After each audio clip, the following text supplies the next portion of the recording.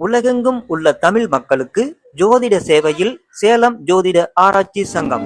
தமிழ் உலகின் ஜோதிட ஜோதி, Salem online astro TV.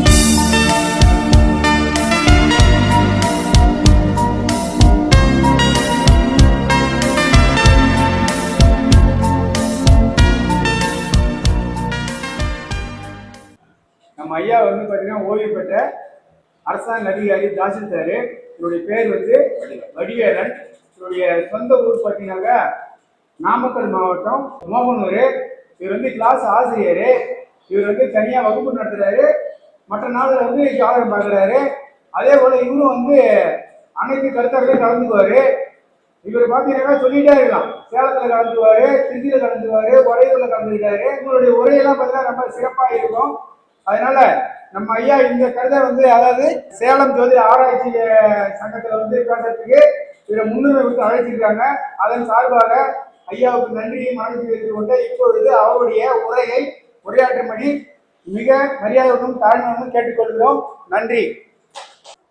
உத்தரகவுண்டம் மாநிலத்திலே சேலம் ஜோதிட ஆராய்ச்சி சங்கத்தின் மூலமாக இன்றைய தினம் 12வது கருத்தரங்கம் சீரும் சிறப்புமாக நடைபெற்றுக் கொண்டிருக்கிறது.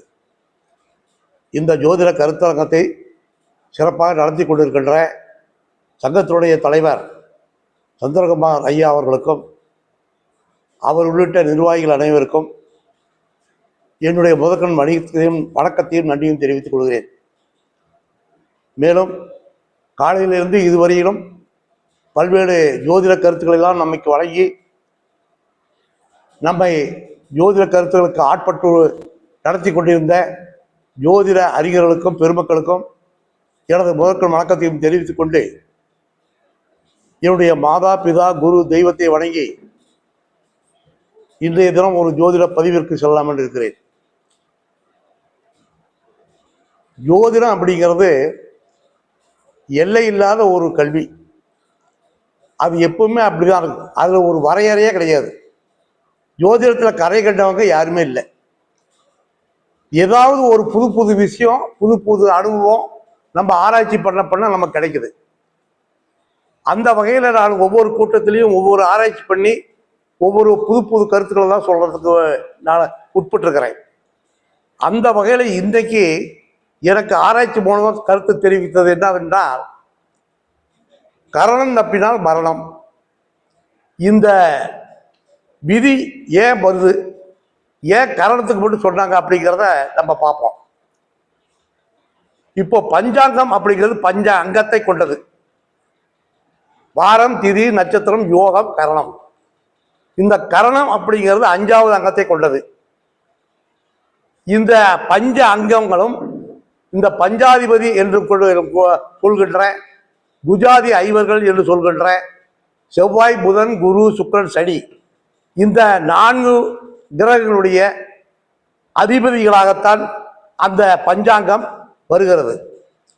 அந்த வகையிலே வாரத்திற்கு அதிபதி குருவாகவும், திதிக்கு அதிபதி சுக்கிரனாகவும்,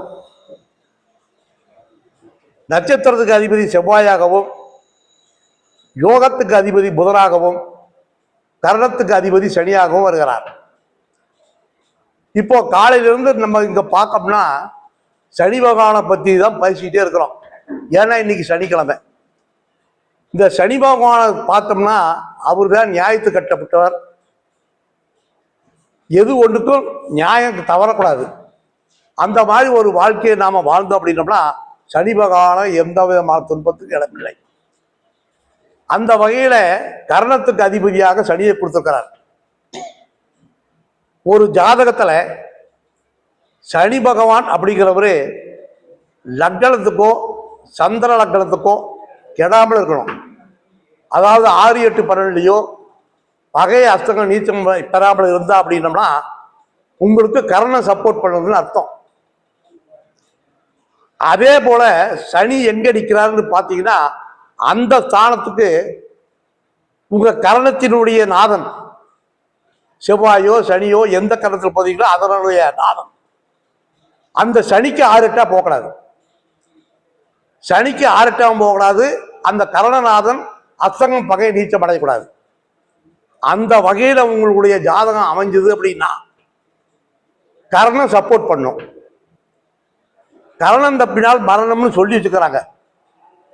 நாம ஜோதிடம் படிக்காத காலத்துல இது நான் ஏற்கனவே கேள்விப்பட்டிருக்கும் போது என்ன ஆகுதுன்னா, சர்க்கஸ்ல எல்லாம் கூடாரத்துல மோட்டார் சைக்கிளை விட்டு சுத்துவாங்க.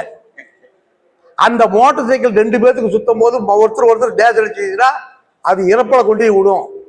அதனாலதான் ஒருவேளை கரணம் தப்பினால் மரணம் அப்படிங்கிற மாதிரி நான் நினைச்சுக்கிட்டு இருந்தோம், குட்டிகரணம். ஆனா ஜோதிடத்துக்குள்ள வரும்போது தான் இந்த கரணம் தப்பினால் மரணம் அப்படிங்கிறது கரணத்துக்கு மட்டும் தான் கொடுத்துக்கிறான். அதனாலதான் ஜோதிடத்துல கர்ணம் ரொம்ப முக்கியமாக செயல்படுது. வாரத்தை தப்பினால் கர்ணம் சொல்லல, திதியை தப்பினால் மரணம் சொல்லல, நட்சத்திரம் தப்பினால் மரணம் சொல்லல, யோகம் தப்பினாலும் மரணம் சொல்லல. ஆனா கரணம் தப்பினால் மரணம். இப்ப கரணம் தப்பினால் மரணம் அப்படிங்கிறதுக்கு என்ன கான்செப்ட்? இப்போ கருவில் இருக்கிற குழந்தை எந்த மாசத்துல சுவாசத்துக்காக அந்த நுரையீரல் பதப்படுது அப்படிங்கிறது தெரியணும். அதாவது கருவில் இருக்கும் குழந்தை அந்த சுவாசத்தை ஏற்படுத்துவதற்கு நுரையீரல் முக்கியமான பங்கு வகிக்கிறது. அந்த நுரையீரல் பங்கு வகிக்கும் போது சனி காற்று தத்துவத்தை உடையது. அந்த காற்று தத்துவம் தான் அந்த குழந்தையை சுவாசிக்க வைக்கிறது. அது எந்த மாசம் அப்படின்னோம்னா 7வது மாசம். 7வது மாசம் தான் கருவில் இருக்கிற குழந்தைக்கு சுவாச பை நிறையறிவு, நுரையீரல் சக்தி வாயுது. அந்த நுரையீரல் சக்தி அடையும் போது அது சுவாசத்துக்கு தகுதியாகுது. அதனாலதான் கர்ப்பிணிகளுக்கு 7வது மாசம் வளகாப்பு ஸ்ரீமந்தம் நடத்துறாங்க. இந்த சுவாசம் அப்படிங்கிறது ஒரு குழந்தைக்கு நல்லபடியா அமைஞ்சிட்டா அது ஒன்றும் பிரச்சனையே இல்லை. ஆனா குழந்தைக்கு அந்த சுவாசத்துல கோளாறு இருந்ததுன்னா அது மரணத்தை கொண்டு விட்டுடும். அப்படிங்கிறதெல்லாம் கரணம் தப்புனா மரணங்கிறாங்க. இதுக்கு இன்னொரு 2 கான்செப்ட் இருக்குது, அது பின்னாடி வர்றேன். கரணம் தப்பினால் மரணம் அப்படிங்கிறதுக்கு. இப்போ கரணம் எப்படி இயங்குது, அது எப்படி நம்ம கண்டுபிடிக்கிறது அப்படின்னு பார்க்கலாம். கரணம் அப்படிங்கிறது சூரியனுக்கும் சந்திரனுக்கும் இடைப்பட்ட தூரத்துல திதி ஆரம்பிக்குது. அந்த திதியில பாதி கரணம். வளர்பிறையில் 15 திதி, தேய்பிறையில் 15 திதி, மொத்தம் 30 திதி. ஒரு திதிக்கு 2 கரணம். அப்போ நமக்கு கரணம் அப்படிங்கிறது 11 கரணம் தான் இருக்கு. அந்த வகையில பார்க்க போனா சிரகரணங்கள் 7 கரணங்கள், சரகரணங்கள் 4 கரணங்கள், பவத்துல இருந்து 10 வரைக்கும் 7 கரணங்கள். அது ஒரு மாசத்துல 8 முறை வரும். 8 7 56. இந்த ஸ்திரகரணங்கள் சரகரணங்கள் 4 கரணங்கள், சகுனி, சதுஸ்பாதம், நாகவம், கிம்சுக்ரம். இது சதுர்த்தி திதியில 1வது கரணம் 10 வரும், 2வது கரணம் சகுனியா வரும். அமாவாசை பௌர்ணமிக்கு சதுஸ்பாதம் நாகவம், பிரதமை திதிக்கு 1 கரணம் கிம்சுக்ரம், 2வது கரணம் பவம். இந்த 4 இடத்துல மட்டும்தான் அந்த கரணம் வரும். இந்த 4 கரணமும், இந்த 4 கரணமும் அசுப கரணங்கள். அந்த சிறக்கரணங்கள் 7 கரணமும் சுபகரணங்கள். அப்போ 30 திதிக்கு 60 கரணம் வந்துருச்சு. ஒரு திதிக்கு 2 கரணம். காலையில முற்பகல்ல 1 கரணம், பிற்பகல்ல 1 கரணம். மொத்தம் 60 கரணங்கள் சொல்லியாச்சு. சரி, இப்ப 60 கரணங்கள் எப்படி வந்ததுன்னு நம்ம சொல்லிட்டோம். இப்போ கரணங்கள் மொத்தம் 11. ஒவ்வொரு கரணமும் என்ன பண்ணும் அப்படிங்கிறத பார்க்கணும். 1வது கரணம் பவகரணம். இதற்கு அதிபதி செவ்வாய். இதற்கு ஒதுக்கப்பட்ட விலங்கு சிங்கம். இந்த கரணத்தில் பிறந்தவங்க பொதுவா 11 கரணத்திலையும் சில விலங்குகள் சில பறவைகளை இதா கொடுத்துருக்கிறாங்க, அதாவது குறியீடா கொடுத்துருக்கிறாங்க. இந்த கரணத்தில் பிறந்தா இந்த விலங்குகளுடைய குணம் தான் இருக்கும், இந்த கரணத்தில் பிறந்தா இந்த பறவையின் குணம் தான் இருக்கும் அப்படிங்கிறது ஒரு ஜோதிட கருத்து. அந்த வகையில பார்க்க போனா பவகரணத்தில் பிறந்தவங்க போனா சிங்கத்தினுடைய குதிரை இருக்கும். அந்த சிங்கம்ங்கிறது தலைமை பண்பை குறிக்கும், காட்டுக்கு ராஜா. ஒரு சிங்கம் முன் வச்ச கால பின்வகையாது. அதே மாதிரி பவகரணத்தில் பிறந்தவங்க ஒரு காரியத்தை எடுத்தாங்கன்னா அந்த காரியம் முடிக்கிற வரைக்கும் பின்னாடி போக மாட்டாங்க. எடுத்த காரியத்தை முடிக்கிற வரைக்கும் அவங்களுக்கு அந்த பவகரணத்துக்காரங்க அந்த செயல்படுவாங்க. அப்படி செயல்படும் போது பவகரணத்துக்கு அதிபதி கர்ணநாதன் செவ்வாய் அப்படிங்கிறவரே சனி பகவானுக்கு எக்காரணத்தை கொண்டு 6, 8, 12 போயிடக்கூடாது. அது அஸ்தக பகை நீச்சம் அடைஞ்சதுன்னா உங்களுக்கு கர்ணன் சப்போர்ட் பண்ணாது. அப்படி இருக்கும்போது நீங்க என்ன பண்ணணும் அப்படின்னா, அதுக்கு பவகரணத்துக்கு உண்டான கோயில் நம்ம நாமக்கல் இருக்கிற லட்சுமி நரசிம்மர் கோயில் தான். இந்த நாமக்கல் லட்சுமி நரசிம்மர் கோயிலுக்கு போய் அந்த கரணத்தன்னைக்கு அந்த அர்ச்சனை அபிஷேகம் பண்ணி அந்த கருணாநாதனை இயக்க உங்களுக்கு அந்த பவகரணம் சப்போர்ட் ஆகி உங்களுக்கு அது சிறப்பான ஒரு வாழ்க்கையை அமைக்க கொடுக்கும். அப்படிங்கிறது பவகரணத்துடைய கான்செப்ட். அதுக்கு அடுத்தக்கூடிய கரணம் பாலவகரணம். இந்த பாலவகரணத்துக்கு அதிபதியாகிறது கருணநாதன் ராகு.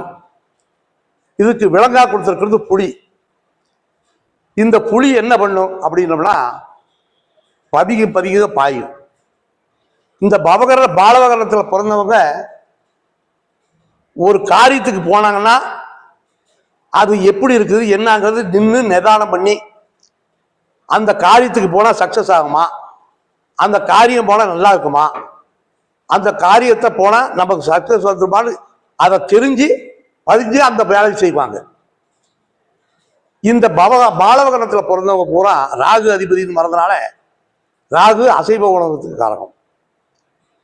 அசைவ உணவு ரொம்ப பிடித்தமான உணவாக இருக்கும் பாலவகரணத்துக்கு பிறந்தவங்க. இந்த பாலவகரணத்துக்கு அதிபதி கர்ணநாதன் ராகு பகவான் சனி பகவானுக்கோ லக்னத்துக்கோ மறையக்கூடாது. ராகு பகவான் 3, 7, 11 இருந்தால் சிறப்பு, 2, 12 இருந்தாலும் சிறப்பு, 2, 6, 10 இருந்தாலும் சிறப்பு. அந்த வகையில் ராகு பகவான் சிறப்பாக இருந்துட்டாருன்னா உனக்கு அந்த பாலவகரணம் உங்களுக்கு சப்போர்ட் பண்ணும். உங்களுக்கு கரணநாதன் எவ்வளவுக்கு எவ்வளவு வலிமையாக இருக்கிறாரோ வாழ்க்கை அவ்வளோக்கு அவ்வளோ சிறப்பாக இருக்கும். ஆனால் கரணநாதன் எக்காரணத்தை கொண்டு வலிமை குண்டிட்டார்னா நீங்கள் கண்டிப்பாக அதுக்குண்டான தெய்வத்தை நீங்கள் மாதத்தோடு வழங்கியாகும். அப்போ பாலவகரணத்துக்கு உண்டான தெய்வம் அப்படின்னு பார்த்தோம்னா நம்ம சபரிமலை சுவாமி ஐயப்பன் தான். அந்த கரணநாதன் கெட்டு போயிட்டானா இல்லை கர்ணநாதன் சப்போர்ட் இல்லைன்னாவே வருஷத்துக்கு ஒரு தூரம் நீங்கள் கார்த்திகை மாதம் மாலை போட்டு சுவாமி ஐயப்பனை தரிசனம் பண்ணி கண்டிப்பாக வரணும். அந்த சுவாமி ஐயப்பனை தரிசனம் பண்ண உங்கள் பாலவகரணம் அந்த கரணம் வந்து நல்லபடியாக இயங்கி உங்களுக்கு அது சப்போர்ட்டாக கொடுத்து வாழ்க்கையை சிறப்பாக செய்யும். அப்படிங்கிறது பாலவகரணம். அதுக்கு அடுத்த கரணம் கௌளவகரணம். இந்த கௌளவகரணம் அதுக்கு விலங்கு பன்றி. இதுக்கு கிரகம் வந்து சனி பகவான். இந்த பன்றி கௌளவகரணத்தில் பிறந்தவங்க என்ன பண்ணுவாங்கன்னா இந்த பன்றி தன்னுடைய மூக்கால பூமியை நோண்டிக்கிட்டே இருக்கும். அதனால கௌளவகரணத்தில் பிறந்தவங்க அகழ்வாராய்ச்சி இதில் உச்சத்தில் இருப்பாங்க, நிலக்கரி சுரங்கத்தில் வேலை பார்ப்பாங்க, தூய்மை பணியாளராக இருப்பாங்க கவர்மெண்ட்டில். அந்த சனியினுடைய குணாதிசயத்தில் கொண்ட அந்த பணியில் சிறப்படைவாங்க. அந்த பகவான் சனி பகவானாவது அந்த சனி பகவான் லக்னத்துக்கோ ராசிக்கோ நல்லா இருந்ததுன்னா அந்த கௌளவகரணத்தில் பிறந்தவங்க எக்காரணத்தை கொண்டும் சிறப்படைவாங்க. ஆனால் சனி பகவான் லக்னத்துக்கோ ராசிக்கோ கெட்டு போயிட்டாங்கன்னா அது வழிபட வேண்டிய தெய்வம் பூவராக பெருமாள் முஸ்டம். பூவராக பெருமாளை கண்டிப்பாக வணங்க வேண்டும். மாதத்துக்கு ஒரு தடையாவது போகணும். அந்த கௌளவகரணத்தன்னைக்கு போகணும்னா சாதாரண நேரத்தில் போயிட்டு நீ பாட்டு கும்பிட்டு வந்துடக்கூடாது.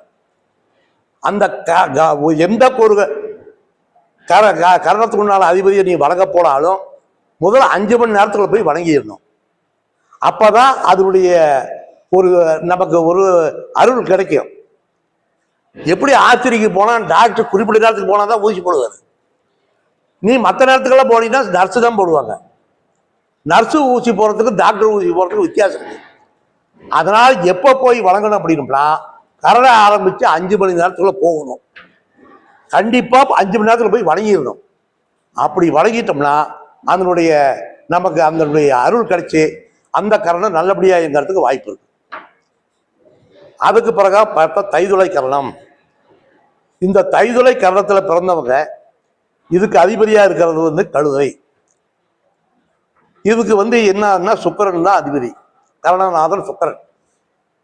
இந்த தைதுளை கரணத்தில் என்ன பண்ணுவாங்க அப்படின்னா திருமணம் செஞ்சா சிறப்படைவாங்க, சிற்றின்ப பிரியராக இருப்பாங்க. பவத்துக்கு ஆண்களுக்கு எப்படி சிறப்போ பெண்களுக்கு தைதுளை சிறப்பு. பெண்கள் நிர்வாகம் பண்ணுவாங்க. பெண்கள் வந்து அரசு உத்தியோகத்திலிருந்து பொறுப்பான ஒரு உத்தியோகத்தில் இருப்பாங்க. பெண்கள் அந்த முக்கியமான அந்த பொறுப்புல இருக்கும்போது அந்த பணி சிறப்படையும். வீட்டு நிர்வாகத்தை அவங்க பண்ணும்போது வீட்டில் சிறப்படையும். என்னன்னா தைதுளை கரணத்தில் ஒரு திருமணம் பண்ணால் அது லேட்டாக திருமணம் நடக்கும், இருந்தாலும் லேட்டஸ்டாக அது நல்லா நடக்கும். தைதுளை கரணத்தில் ஒரு திருமணம் நடத்தி கொடுத்தோம்னா 4 நட்சத்திரம் பார்க்கும்போது 4 நட்சத்திரம் நல்லா இருந்து தைதுளை கரணமும் நல்லா இருந்தது அன்னைக்கு இருந்ததுன்னா அந்த கரணத்தை அந்த நாளை செலக்ட் பண்ணோம்னா திருமணம் நல்லா இருக்கும் அப்படிங்கிறது ஒன்று. தைதுளை கரணத்துக்கு உண்டான கரணநாதன் சுக்கிரன் எந்த வயத்திலையும் கிடக்கூடாது. அப்படி சுக்கிரன் கெட்டு போயிட்டா அப்படின்னா நீங்கள் வணங்க வேண்டிய தெய்வம் சேஷ்டா தேவி. இந்த சேஷ்டா தேவியை நான் சொன்ன மாதிரி அந்த கரணத்துக்கு உண்டான நாளில் முதல் 5 மணி நேரத்துக்குள்ள போய் வணங்க வேண்டும். மாதத்துக்கு ஒரு கெட்டு போச்சுன்னா மாதத்துக்கு ஒரு தடவை வணங்கணும். நல்லா இருந்துட்டா வருஷத்துக்கு ஒரு தடவையாவது அந்த கரணநாதனை சப்போர்ட் பண்ணணும். நீங்கள் ஒவ்வொரு கிரகத்தையும் நான் சொல்லும் போது நீங்கள் என்ன பண்ணணும்னா கரணநாதனை இயக்கிறதுக்கு இந்த கோயிலுக்கு மட்டும் போனால் பத்தாது. அந்த விலங்குடைய படத்தை நம்ம பார்த்துக்கலாம். அந்த கோயிலினுடைய அந்த அந்த கோயிலினுடைய ஒரு படத்தை நம்ம பாக்கெட்டில் வச்சுக்கலாம். இந்த மாதிரி அந்த பாக்கெட்டில் வச்சு அதை காலையில் எடுத்து பார்க்கும்போது அந்த கரணம் நம்ம கையுக்கு நமக்கு சப்போர்ட்டாக கிடைக்கும். அதுக்கப்புறம் தைதுளை கரணத்துக்கு அப்புறம் கரசை கரணம். இந்த கரசை கரணத்துக்கு அதிபதி யாருன்னா சந்திர பகவான். இதுக்கு விலங்கு யானை. இந்த யானை என்ன பண்ணும் அப்படின்னோம்னா தூங்காது. முதல்ல கரசை கரணத்தில் பிறந்தவங்க பூரா அந்த நைட் ஷிஃப்ட் வேலை பார்க்குறவங்க. சைதுளை கரணத்துக்கு வந்தவங்க சந்திரனா பிரிக்கிறதுனால இது 4ஆம் பாவகமாக இருக்கு காலபுருஷனுக்கு. நிலம் வாங்கிறது கொடுக்கறது விற்கிறது கரசை கரணத்தில் வச்சுக்கிட்டா சிறப்படையும். அதே மாதிரி வெளிநாட்டு பயணம், வெளிநாடு வெளி தேசத்து பயணம் அடிக்கடி போனோம்னா இந்த கரச நாள் வர அன்னைக்கு ஒரு பயணத்தை மேற்கொண்டீங்கன்னா அந்த பயணம் வெற்றி அடையும். இந்த யானை தூங்காதுன்னு சொல்லிக்கிறோம். இந்த தூக்கங்கிறது ஒரு மனுஷனுக்கு அத்தியாவசியம். 8 மணி நேரம் தூக்கம் கண்டிப்பாக வேணும். அந்த தூக்கம் இல்லை அப்படிங்கும்போது மன சோர்வடையும், அதனால ஒரு நோய் உண்டாகும். இந்த மாதிரி கஷ்டத்தை கொடுத்து வைத்தியத்தை பண்ணி தூங்க விடாத பண்ணிடும். யானை எப்பவுமே ஒரு இடத்துல இருக்காது, அது பயணம் மேற்கொண்டுகிட்டே இருக்கும். அதனால் கரசை கரணத்தில் உள்ளவங்க அதிகமாக பயணத்தை தான் விரும்புவாங்க. இந்த மாதிரி அமைப்பு கரசை கரணத்துக்கு உண்டு அப்படிங்கிறத பார்க்கலாம். அதுக்கு அடுத்தபடியாக வணிசைகரணம். வணிசைகரணம் அப்படிங்கிறது காளை மாடு. இதுக்கு விலங்கு காளை மாடாக கொடுத்துருக்காங்க. இதுக்கு கரணநாதன் சூரியன். கட்டுக்கடங்காத காளைம்பாங்கல்ல அது இதெல்லாம் வீரமிக்க செயலில் செய்வாங்க, தைரியசாலியாக இருப்பாங்க, ஒரு காரியத்தை எடுத்தோன்னு முடிப்பாங்க, பின்வாங்க மாட்டாங்க. வீரதீர செயலில் செய்கிறதுக்கு இவங்க தான் முக்கியம். இதில் தீயணைப்பு பணியில் இருப்பாங்க, இராணுவத்தில் இருப்பாங்க, போலீஸ் உத்தியோகத்தில் இருக்காம சீருடை பணியில் இருப்பாங்க. இதெல்லாம் வந்து வீரதீர செயல்கள் செய்கிறவங்க. அது மேக்சிமம் பார்த்தீங்கன்னா இந்த வணிசகரணத்தில் தான் இருப்பாங்க. இந்த வணிசகரணத்துக்கு சுக்கிரனும் சூரியனும் 2 கிரகம் அதிபதியாக வரும். அப்படி வரும்போது என்னாச்சுன்னா அந்த வணிசகரணத்தில் இருக்கிறவங்க காதல் பண்ணி கல்யாணம் பண்ணுறதுக்கு அவங்களுக்கு அது ஒரு சப்போர்ட்டாக இருக்கும். மேக்சிமம் லவ் பண்ணி தான் அவங்க லவ்வில் அவங்க ஈடுபடுவாங்க. காதலில் அவங்க விருப்பத்தை தெரிவிப்பாங்க. பெண்களுடைய பழகம் அதிகமாக இருக்கும். அதனால் இந்த வணிசைக்கரணத்தில் இருக்கிறவங்க எக்காரணத்தை கொண்டும் யாருக்கும் வஞ்சனை செய்ய மாட்டாங்க, நல்லா இருப்பாங்க. ஆனால் என்ன ஆகுது அப்படின்னோம்னா இது காதல் வழிபட்டு அந்த காதலை சுற்றி அவங்களுடைய வாழ்க்கையை அவங்களே தீர்மானம் பண்ணிக்குவாங்க. இந்த இந்த சூரியன் அப்படிங்கிறவர் எக்காரணத்தை கொண்டு அந்த சனிக்கு 6, 8, 12 மறையக்கூடாது. அதே மாதிரி லக்னத்துக்கு 6, 8, 12 மறையக்கூடாது. அப்படி மறையாம இருந்ததுன்னா அது வருஷத்துக்கு ஒரு தடவை போய் அந்த கரணத்துக்கு உண்டான அதிபதி, அதாவது கரணத்துக்கு உண்டான கோயில் அப்படிங்கும்போது திருமலப்பாடி நந்தீஸ்வரர் கோயில் தான்.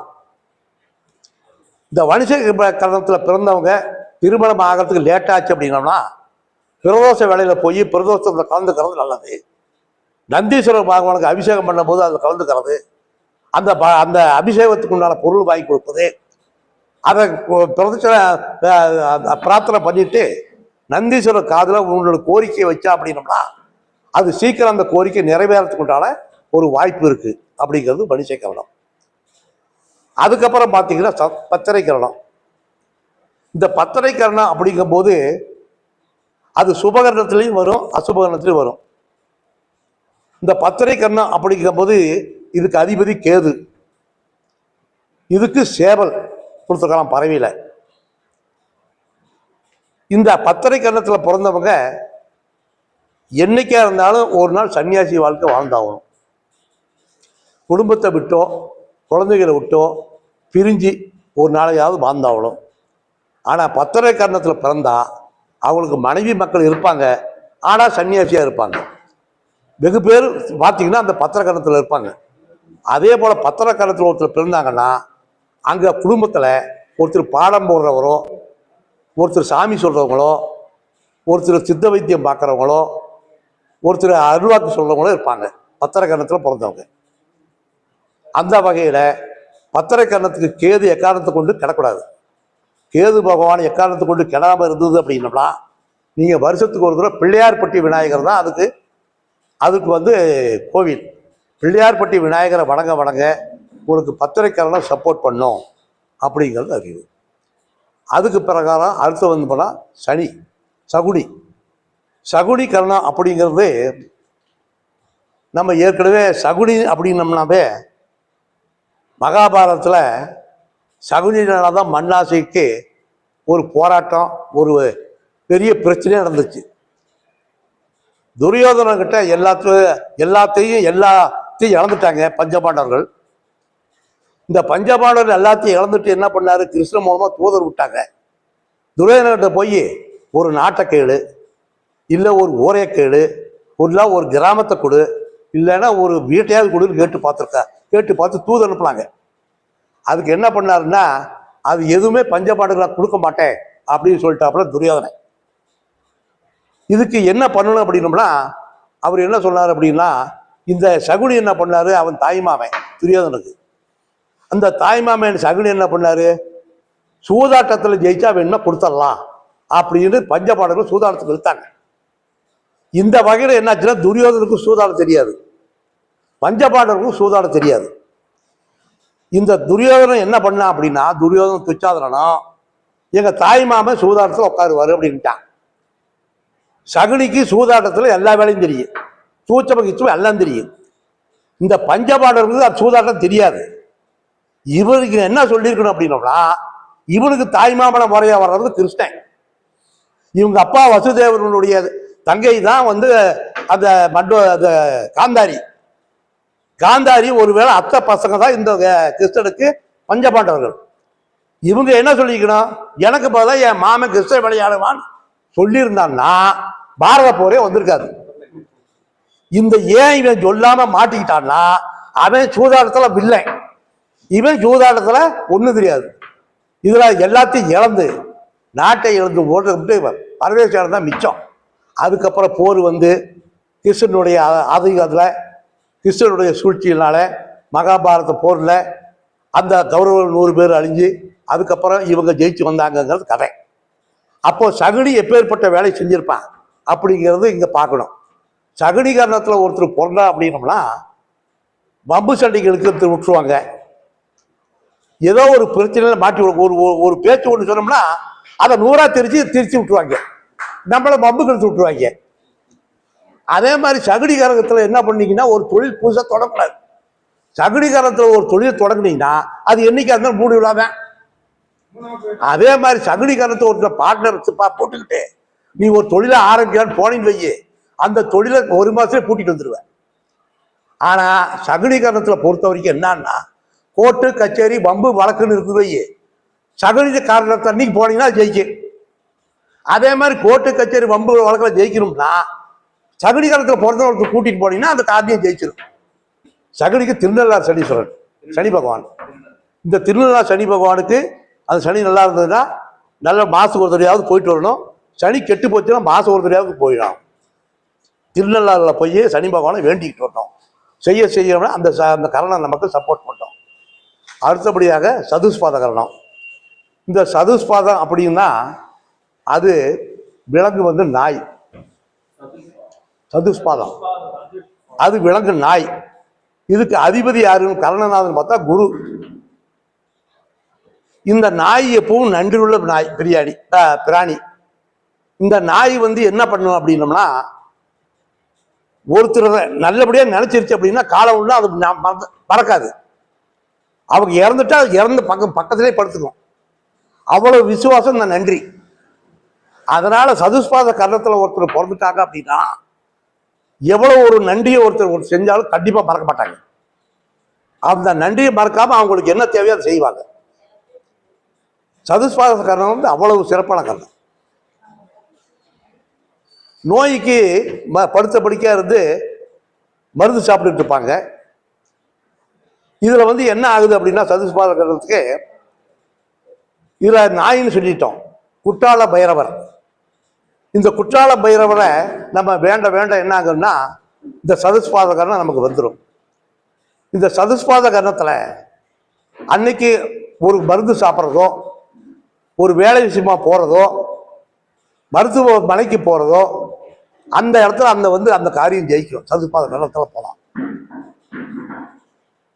அந்த சதுஷ்பாத கரணத்துல எக்காரணத்து கொண்டும் ராசிக்கோ லக்னத்துக்கோ குரு கெடக்கூடாது. குரு கெட்டோம்னா அந்த கரணம் நமக்கு சப்போர்ட் பண்ணாது. அப்புறம் குரு கெட்டு இருந்தா அப்படின்னோம்னா குழந்தைகளுக்கு பூரா நமக்கு ஒரு பிரச்சனை கொடுக்கும், பொருளாதாரத்தில் பிரச்சனை கொடுக்கும் சதுஷ்பாத கரணத்துல. அதனால எக்காரணத்து கொண்டு குரு கெட்டு போச்சு அப்படின்னோம்னா நீ குற்றால பைரவர் ரெண்டுமே பிடிச்சிக்க வேண்டியதுதான். அதுக்கு மாசம் ஒரு தடவை அந்த பைரவருக்கு போய் வணங்கணும் அப்படின்னோம்னா அந்த சதுஷ்பாத கரணம் நல்லபடியாக இயங்கும் அப்படிங்கிறது. அதுக்கு அடுத்தபடியாக நாகவம். நாகவம் கருவதுக்கு விலங்கு பாம்பு. இதுக்கு ராகு பகவான். இதுக்கு கரணநாதன் ராகு பகவான். இதுக்கு பாம்புன்னு சொல்லிவிட்டோம். இந்த நாககரணத்தில் பிறந்தவங்க ஏதாவது ஒரு பிரச்சனையை நமக்கு இழுத்து விட்டுருவாங்க. இழுத்து விட்டு என்ன பண்ணுவாங்க, நம்மளை ஒரு ஒதுக்கி விட்டு அவங்க ஓடி போயிடுவாங்க. நாம மாட்டிட்டு முடிக்க வேண்டிய சூழ்நிலை வந்துடும். இந்த நாககரணத்துக்கு பிறந்தவங்க அதில் என்ன பண்ணுவாங்க அப்படின்னா அவங்கள ஒருத்தர் துன்புறுத்தாமல் இருந்தோம்னா அவங்க நல்லா இருப்பாங்க. அவங்களுக்கு ஒன்று சொல்லிவிட்டோம்னா அவங்க நம்மளை வஞ்சனை வச்சு தீர்த்து போடுவாங்க. பாம்பினுடைய குணம் அப்படியே இருக்கும் அந்த நாககரணத்துக்கு. இந்த நாககரணத்தை பிறந்த வரைக்கும் ஒருத்தருக்கு மேலே நம்ம ஒருத்தர் எதையும் சொல்லிடக்கூடாது. அவருக்கு ஒருத்தர் துன்பம் விளையக்கூடாது. ஒருத்தருக்கு அவர் மனசு போனாம அவர்கிட்ட பேசணும். விரோதம் காமிக்கக்கூடாது. விரோதம் காமிச்சு நீ பேச ஆரம்பிச்சிங்கன்னா அவர் உங்க மேல விரோதம் போட்டு திருப்பிடுவார். நாககரணத்துக்குடைய குணமே அப்படிதான்.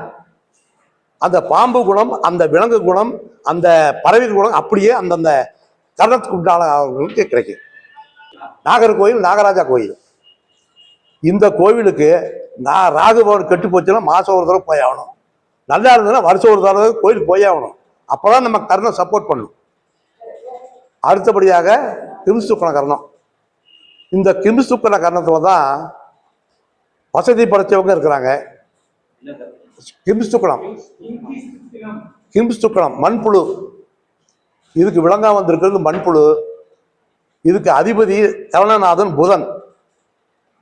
இதுக்கு கோவில் வந்து தன்வந்திரி சுவாமிகள் ஸ்ரீரங்கம். இந்த சதுஷ்பாத கரணத்தில் பிறந்தவங்க தான் வசதி மிக்கவர்களாக இருக்காங்க. டாக்டர் படிப்பு படிச்சிருக்காங்க. சித்தா ஆயுர்வாத டாக்டர் படிச்சிருப்பாங்க. அதாவது டாக்டருக்கு படிக்கலைன்னா கூட அந்த மருத்துவனுடைய பேரெல்லாம் தெரிஞ்சு வச்சிருப்பாங்க. மருத்துவமனையை பற்றி தெரிஞ்சு வச்சிருப்பாங்க. இவங்க ஒன்று சொன்னே ஒரு மருந்து கொடுத்தாங்கன்னா சாப்பிட்டா குணமாயிரும். அந்த மாதிரி ஒரு மருத்துவமனையோ ஒரு மருந்துகளோ இவங்களுக்கு மருத்துவம் படிக்காட்டி கூட அதனுடைய அறிவு இருக்கும்.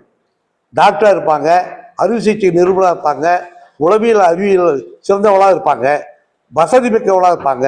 இந்த சதுர்பாலர் கருத்துல பிறந்தவங்க.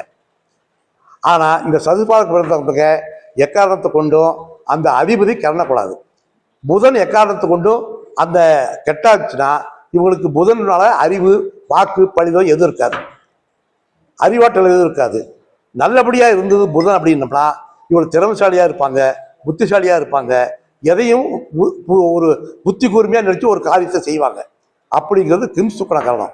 அந்த புதன் கெட்டு போச்சு, ராசிக்கோ நகரத்துக்கு கெட்டு போச்சு அப்படின்னம்னா நீங்கள் கண்டிப்பாக தன்வந்திரி சுவாமிகள் கோயிலுக்கு போயிட்டு அபிஷேகம் பண்ணி அவங்க ஒரு பொடி கொடுப்பாங்க. அந்த பொடியை நீங்கள் சாப்பிட்டு வர வர அந்த தன்வந்திரி சுவாமியை நீங்கள் அபிஷேகம் பண்ணி ஆராதனை பண்ண உங்களுக்கு அந்த கிம் சுக்கர காரணம் உங்களுக்கு அதை சப்போர்ட் பண்ணும். இப்போ நாகவ கர்மம், நாகவ கரணம் இருக்குன்னு வைங்க, அதுக்கு அதிபதி பாம்பா. இந்த பத்திர கரணத்தோட போய் சேர்த்துனீங்கன்னா அது செட் ஆகாது.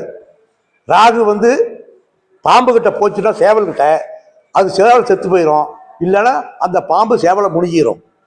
அதனால நாகவ கரணத்தில் ஒருத்தர் பிறந்தாங்கன்னா பத்திர கரணத்தில் சேர்த்தக்கூடாது. உன்னிப்பாக கவனிச்சுதான் ஒரு ஆணுக்கும் பெண்ணுக்கும் திருமணத்தை பொருத்தம் பார்க்கணும். அதே மாதிரி திதிக்கும் பொருத்தம் பார்க்கணும், இதுக்கு யோகத்துக்கும் பொருத்தம் பார்க்கணும். வெறும் நட்சத்திர பொருத்தம், கட்ட பொருத்தம் பார்த்தா மட்டும் பத்தாது. திருமண பொருத்தத்தில் பல்வேறு அம்சங்களையும் பார்க்கணும், கர்ணத்தையும் முக்கியமாக பார்க்கணும். அதனால் அந்த கர்ணத்தை எக்காரணத்தை கொண்டு, அதனால தான் கர்ணம் ஜோதிடத்தில் ஒரு முக்கியமான அங்கம் வகிக்குது அப்படிங்கிறத சொல்லி எனக்கு ஒரு நல்லதொரு வாய்ப்பை எனக்கு இந்த தருணத்திலே வழங்கிய சேலம் ஜோதிட ஆராய்ச்சி இயக்கத்திற்கு எனது நெஞ்சார்ந்த நன்றியை வணக்கத்தையும் வருகையை மீண்டும் தெரிவித்துக் கொண்டு அடுத்த ஒரு ஜோதிட பதிவிலே உங்கள் அனைவரையும் சந்திக்கின்றேன். அதுவரையிலும் உங்களிடந்து விடைபெற்றுக் கொள்வது உங்கள் ஜோதிடர் அன்னை ஆர் வடிவேலு, வட்டாட்சியர் ஓய்வு, மோகனூர். என்னுடைய தொலைபேசி எண் 99 528 26 126. மற்றொரு தொலைபேசி எண் 95 147 78 968. நன்றி, வணக்கம்.